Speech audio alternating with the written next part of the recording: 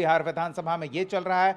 हम आपको झारखंड का भी हाल बता देते हैं। झारखंड में भी विधानसभा का सत्र शुरू होने वाला है। 5 तारीख से शुरू होने वाले इस सत्र को लेकर आज सबसे पहले सर्वदलीय बैठक बुलाई गई, जिसमें तमाम घटक दल के प्रमुख नेता शामिल हुए। इस सर्वदलीय बैठक में आप देख सकते हैं मुख्यमंत्री हेमंत सोरेन की भी मौजूदगी रही, विधानसभा अध्यक्ष की एक ओर, तो दूसरी ओर विपक्ष के नेता बाबूलाल मरांडी की भी मौजूदगी देखने को मिली। अन्य सभी घटक दल के सहयोगी सदस्य भी इस बैठक में मौजूद रहे। स्पीकर ने स्पष्ट किया कि सदन के सुचारू संचालन को लेकर सदस्यों से अपील की गई है।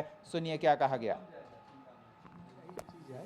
जो इस महत्वपूर्ण चतुर्थ शीतकालीन सत्र को जन उपयोगी बनाने के लिए और सार्थक बनाने के लिए जो चीज पर विचार विमर्श का आवश्यकता है, हम लोगों ने सारे विचार विमर्श कर लिया और आगामी काल हम लोग सारे दल के नेताओं के साथ भी बैठक करके इसको सुनिश्चित करेंगे कि इस सत्र को हम लोग सार्थक सत्र के रूप में। जिन माननीय सदस्यों को द्वितीय अनुपूरक बजट के अवसर पर कोई भी विषय को रखना है तो वो वाद विवाद में अपनी बातों को रख सकते हैं। मूलतः यही बात है और हम लोगों ने एक दूसरे से ये अपेक्षा रखा है, सत्ता पक्ष विपक्ष से, विपक्ष और सत्ता पक्ष से, कि ये यद्यपि 5 दिवसीय कार्य का सत्र है, इसका हम सही उपयोग करें, राज्य की जनता को लाभ पहुँचे। हमारी बातों से, हमारे विधायी प्रक्रियाओं से जो बातें छन के आएगी वो राज्य हित में होगा। तो इसके लिए सदन बढ़िया शांतिपूर्ण ढंग से चले, इसके लिए नेता प्रतिपक्ष ने भी आश्वस्त किया है और सत्ता पक्ष तो चाहता ही है कि सदन शांतिपूर्ण ढंग से चले।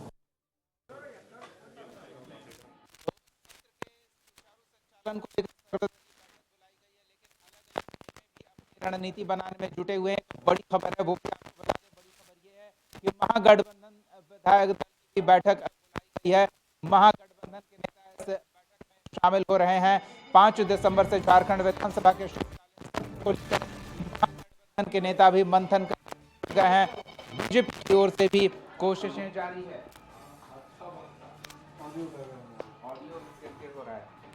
अच्छा, तो महागठबंधन की बैठक हो रही है।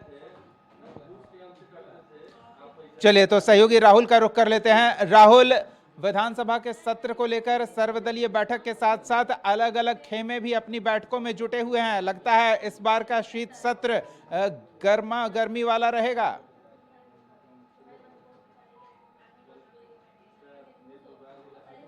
झारखंड में राजनीतिक सरगर्मी बढ़ी थी और उसके सरगर्मियों के बीच अब झारखंड विधानसभा का शीतकालीन सत्र कल से शुरू हो रहा है। ऐसे में सभी दल अपने विधायकों के साथ बैठक कर रहे हैं। हालांकि एनडीए को अगर छोड़ दें तो इंडिया गठबंधन के जितने भी दल हैं वो अपना बैठक कर रहे हैं। कांग्रेस की बैठक चल रही है और उसके बाद शाम 5 बजे से ही आने अब से कुछ देर बाद महागठबंधन की भी बैठक शुरू हो जाएगी। एटीआई सभागार में मुख्यमंत्री की अध्यक्षता में बैठक होगी। हालांकि हेमंत सोरेन की ओर से सभी विधायकों को एक निर्देश दिया जाएगा कि जिस तरीके से विपक्ष हंगामा करता है सदन के अंदर, उसको किस तरीके से जवाब दिया जाए, उसको किस तरीके से घेरने की कोशिश की जाए, उसकी पूरी फुल तैयारी की जाएगी। तो कह सकते हैं कि मुख्यमंत्री हेमंत सोरेन की ओर से पूरी फील्डिंग सेट की जाएगी कि अगर किसी तरीके से विपक्ष की ओर से सरकार पर हमला किया जाता है तो उसका मुंहतोड़ जवाब दिया जाए, जिससे कि विपक्ष को सदन में किसी तरह का मौका देने के मूड में सरकार दिखाई नहीं दे रही है फिलहाल। और वर्तमान समय की अगर बात करें तो जिस तरीके से झारखंड में राजनीतिक सरगर्मी बढ़ी थी, उन सरगर्मियों को देखकर भी आप अंदाजा लगा सकते हैं कि इस बार का जो सदन होगा, सत्र जो होगा शीतकालीन सत्र, वो काफ़ी गहमा गहमी और काफ़ी हंगामेदार होने वाला है। सरकार भ्रष्टाचार के मुद्दे पे हो, कोयला घोटाले के मुद्दे पे हो या ईडी या शराब घोटाले का विषय हो, इन सभी विषयों को लेकर विपक्ष सत्ता पक्ष को घेरने की पूरी कोशिश करेगा। जी बिल्कुल है। सर्वदलीय बैठक की अगर बात करें तो स्पीकर की ओर से कुछ स्पष्ट निर्देशित भी किया गया है कि सदस्य सहयोग करें। सत्र के सुचारू संचालन को लेकर हंगामे में काफी समय व्यर्थ जाता है।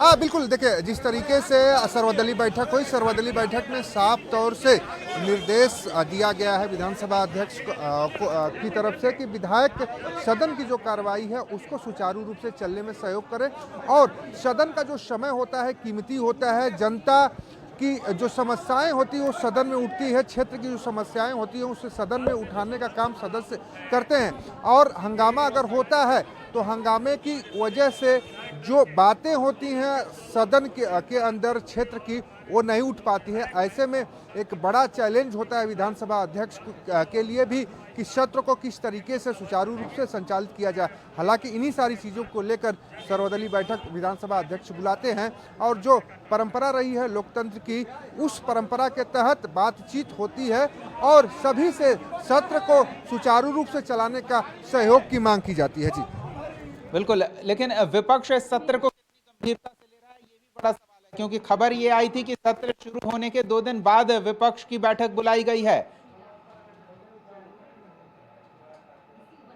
हाँ बिल्कुल, देखिए विपक्ष की बैठक में देरी होने का कारण सबसे बड़ा ये है कि जेपी नड्डा 6 तारीख को देवघर आ रहे हैं और देवघर में बीजेपी के बूथ स्तर मंडल अध्यक्षों तक के स्तर के नेताओं से बातचीत करेंगे और संगठन की एक तरह से गहनता से अध्ययन करने के बाद कई निर्णय लिए जाएंगे। हालांकि इस कार्यक्रम की व्यस्तता की वजह से जो है 6 तारीख को ये बैठक बुलाई गई है, एनडीए की बैठक जो है विधायक दल की बैठक बुलाई गई है और सबसे खास बात यह है कि एनडीए की जो बैठक होगी उस बैठक में भी कई मुद्दों पे चर्चा होगी कि सरकार को किस तरीके से घेरना है। अब बढ़ते अपराध, भ्रष्टाचार, कोयला चोरी और ईडी की जो कार्रवाई चल रही है राज्य में उसको किस तरीके से विपक्ष मुद्दा बनाएगा ये सदन में देखने को मिलेगा। हालांकि बाबूलाल मरांडी लगातार छात्रवृत्ति के मुद्दे को भी प्रमुखता से उठा रहे हैं और उनका साफ कहना कि जो छात्रवृत्ति के माध्यम से गरीब तबके के विद्यार्थी अपने पढ़ाई में आर्थिक सहयोग सरकार करती थी, वर्षों से वो सहयोग बंद है, तो एक ये भी बड़ा मुद्दा बन के सदन के अंदर चलिए तो सब कुछ सामने आ जाएगा। कल से सत्र की शुरुआत होगी, हमारी नजर बनी रहेगी, अपडेट दर्शकों तक पहुंचाते रहेंगे। धन्यवाद राहुल तमाम बातचीत और जानकारियों के लिए। तो सर्वदलीय बैठक हो गई है, अलग अलग खेमे अपनी बैठक के जरिए पार्टी की रणनीति, गठबंधन की रणनीति पर विचार विमर्श करने में जुटे हुए हैं। विपक्ष भी अपनी तैयारियों में जुटा हुआ है। देखना दिलचस्प होगा कि 5 तारीख से शुरू होने वाला सत्र कितना समय का सदुपयोग करने वाला होता है, क्योंकि सत्ता पक्ष हर सवाल का जवाब देने की तैयारी की बात कह रहा है तो विपक्ष सवालों से सरकार को घेरने की बात कह रहा है। नजर हमारी बनी रहेगी, अपडेट आप तक पहुंचाते रहेंगे। फिलहाल न्यूज रूम लाइव में इतना ही। कशिश न्यूज पर खबरों का सिलसिला जारी रहेगा, देखते रहिए कशिश न्यूज।